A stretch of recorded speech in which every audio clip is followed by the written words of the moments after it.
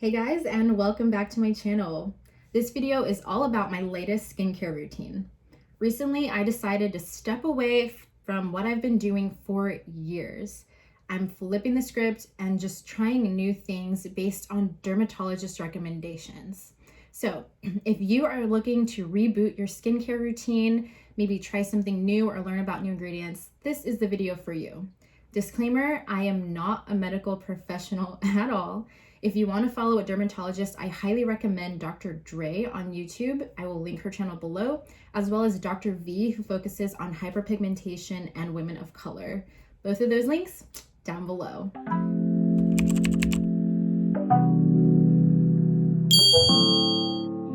Now, let's get into it.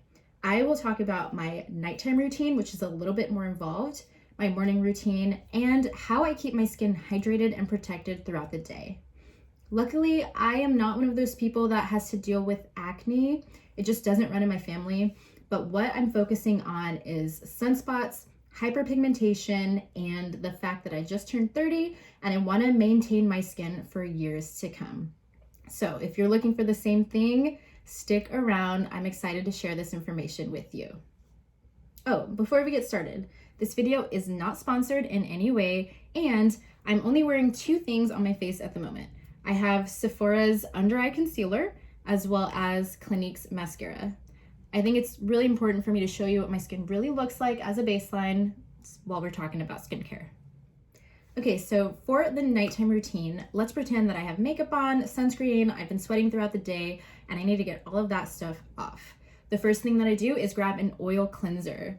The one that I like right now is Neutrogena's Ultra Light Oil Cleansing Oil. It can be found at Target. It helps to remove makeup, dirt, and oil simply using your fingertips. So what I do is just 2 pumps into my palms, rub it together, rub my face, gently my eyelashes, the liner area, and just removes everything. I think this is better than the makeup removing wipes because it's less tugging at your skin and you're helping the environment by not throwing away all of those little sheets. So again, great product. Found at Target, made by a giant corporation with years of experience, and it's super affordable. After I rinse this off with lukewarm water, then I wash with a hydrating cream cleanser. The one that I'm using is the CeraVe Hydrating Facial Cleanser. I say cream, but it's more of like a creamy, waxy feel because of the ceramides. That's what CeraVe is actually known for. So ceramides are an ingredient that help to increase and strengthen your skin barrier so that you can naturally protect your skin, keep it hydrated, moisturized, all of that good stuff. This is a dermatologist recommended brand. It's also developed with dermatologists in general. So you won't find fragrance in their brands or in their products because fragrance actually agitates your skin. So that's super great. Clean ingredients. If you start to watch, follow, or talk to dermatologists, you'll learn that they actually use this stuff. It's affordable and it can be found in a number of those big name stores. So after this double cleanse, I dry my face a little bit. I kind of leave it damp. So I like dry underneath the jaw, pat dry the eyelids, and then I moisturize. The reason I don't go in and just like dry it off intensely is because you want to use some of that water to keep your face hydrated. I cover my face with the CeraVe night cream. Again, it has that CeraVe texture, which you'll know if you try this stuff. It's very thick. It's like a creamy waxy. That's the best way that I can explain it. And it delivers the type of moisture and consistency that I personally love. So after my face is hydrated, I want to hydrate my lips. And lately I've been using the Clinique Lip Moisture Hydro Boost Moisture Surge. This is a sample size, so yeah, it's super tiny. But this is one that I'll definitely buy when I'm done with it because it keeps my lips super moisturized the entire night. Like I wake up and I'm like, oh, there's something on there. Yeah, that stuff works.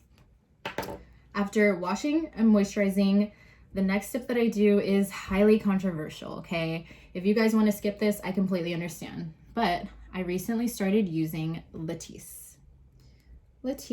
So this is a prescription strength eyelash serum. It grows, lengthens, and thickens your lashes in a number of months. They say that you need 16 weeks to see the full result.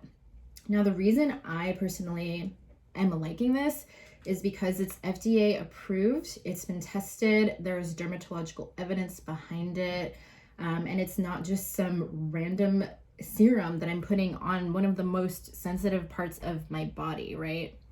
Now, the cons to latisse, or why you may not want to try it, supposedly, it can leave a dark line where you put it on. It can darken the skin. I don't really mind that. I've often worn eyeliner there, so that doesn't really bug me. Another one is latisse can change your eye color if you have lighter eyes. Now, my eyes are almost black. Again, that doesn't scare me. The last potential side effect is periorbital fat loss. That means that this pocket area of your eye could start to get sunken, but it's extremely rare. And again, that doesn't scare me. So if you are somebody that wants to use latisse, all you do is put 1 drop on the dropper, or you put 1 drop on this end. It depends if you want to use the brush end or the other end. And you just wipe it across your eyelids once per night. No more will grow your eyelashes any thicker or faster. And in fact, like, the less that you use supposedly will lessen the risk of those side effects.